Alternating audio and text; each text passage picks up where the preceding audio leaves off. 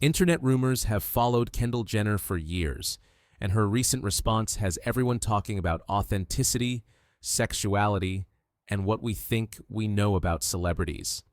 On January 9th, 2026, the 30-year-old model finally broke her silence on one of the most persistent pieces of speculation about her personal life. But her answer has only intensified the debate. For nearly a decade, corners of the internet have been convinced that Kendall Jenner is secretly a lesbian, hiding her true sexuality behind a series of high-profile relationships with men. The theory runs deeper than casual speculation. Anonymous social media accounts claiming to work in her orbit have described her as having queer vibes, and her notably private romantic life compared to her sisters has only fueled the fire. But here's where it gets interesting. Jenner isn't just denying these rumors anymore. She's doing something much more nuanced, and it's revealing something fascinating about how we talk about sexuality in 2026.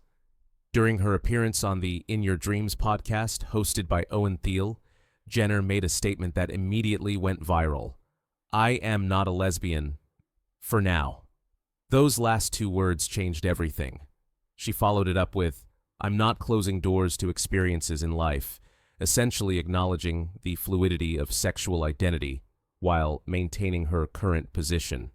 This sounds dramatically different from how she handled similar questions back in 2018 during a Vogue interview when she was 22. Then, it was a straightforward denial. Now, at 30, her response shows a more sophisticated understanding of how sexuality can evolve and how rigid labels don't always capture the complexity of human experience. But the real bombshell wasn't just her acknowledgement of potential fluidity. It was her raw honesty about how these rumors have affected her. "There's the whole side of the internet that thinks I'm a lesbian," she said. "You want to know what really bothers me? How mean people are about it. It's not with like a welcoming arm of like, hey, if you were, yes, come join." It's not kind. It's very mean. It's very like, what the are you doing? This cuts to the heart of something toxic in how we discuss celebrity sexuality. The internet's approach to Jenner hasn't been supportive curiosity or inclusive speculation. It's been accusatory, treating potential queerness as something to be exposed rather than celebrated.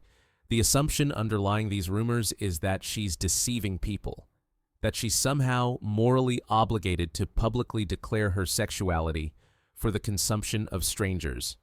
The liar angle that's been floating around social media suggests that Jenner deliberately hides her true sexuality for career reasons.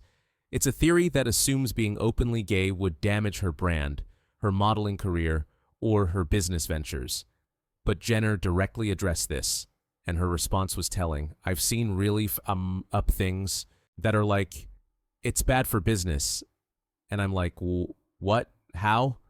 I don't understand it. This reaction seems genuine in its confusion. In 2026, openly LGBTQ+ celebrities are thriving across every industry. From musicians to actors to influencers, being out hasn't been a career killer for years. If anything, authenticity tends to strengthen fan connections. So the idea that Jenner would hide her sexuality for business reasons feels increasingly outdated.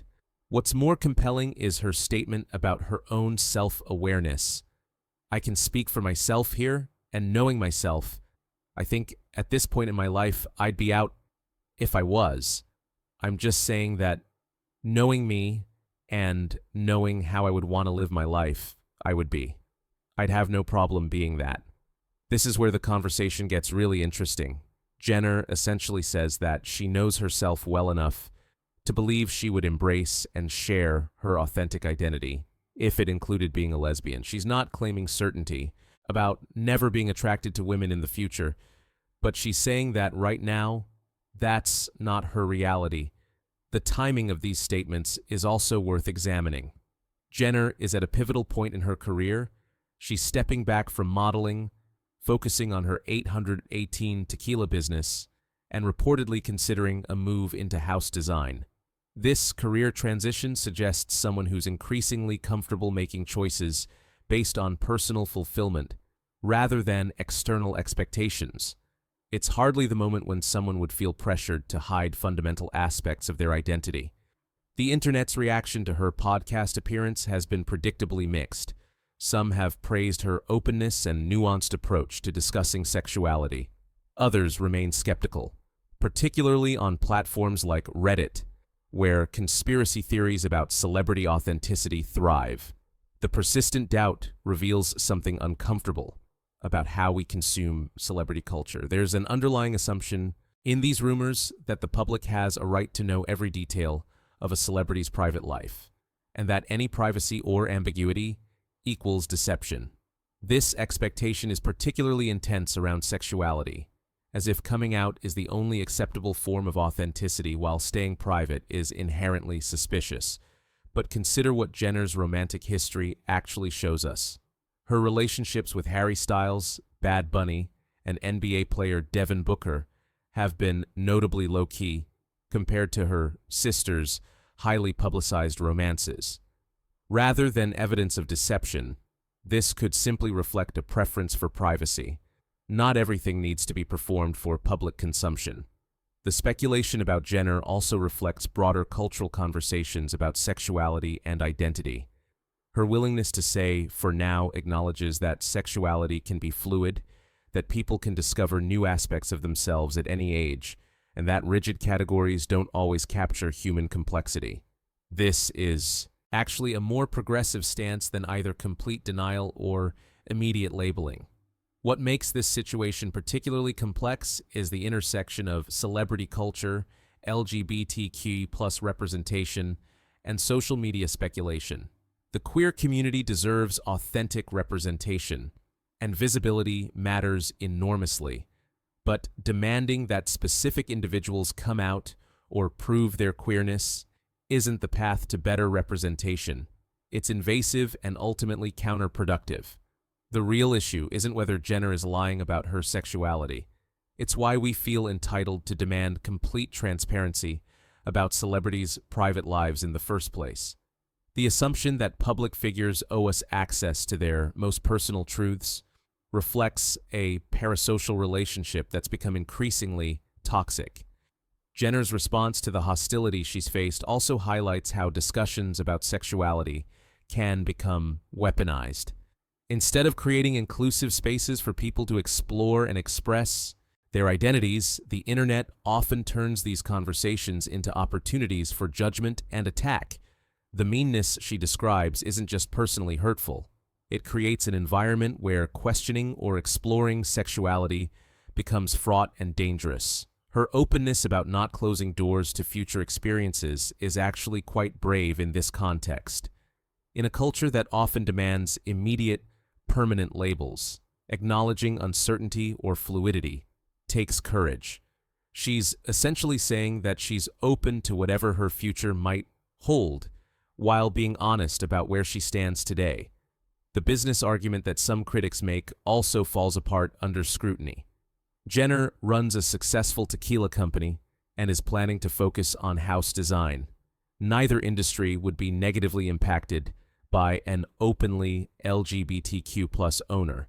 In fact, authentic representation often strengthens brand loyalty, particularly among younger consumers who value diversity and inclusion. Looking at this situation more broadly, it reveals how our cultural conversation about sexuality is still evolving. We've made enormous progress in acceptance and representation, but we're still working out the boundaries between public interest and private rights. Jenner's experience shows that even in 2026, navigating questions about sexuality as a public figure remains complicated. The persistence of these rumors and the intensity of the reactions to her response also demonstrate how invested people become in their theories about celebrities. When someone's private life becomes the subject of widespread speculation, correcting that speculation can feel like a personal attack to those who've become convinced of their version of events. Ultimately, Jenner's recent statements offer a masterclass in how to address invasive speculation with honesty and nuance. She didn't slam the door on future possibilities, but she also didn't validate conspiracy theories about her current identity. She acknowledged the pain that hostile speculation has caused while maintaining her right to privacy and self-determination. The real question isn't whether Kendall Jenner is a liar about her sexuality. It's whether we can evolve past the need to categorize, speculate about, and ultimately judge celebrities for their private choices. Her response suggests that maybe, just maybe, we can find a more respectful way to engage with questions of identity and authenticity. And perhaps that's the most important lesson in this entire saga.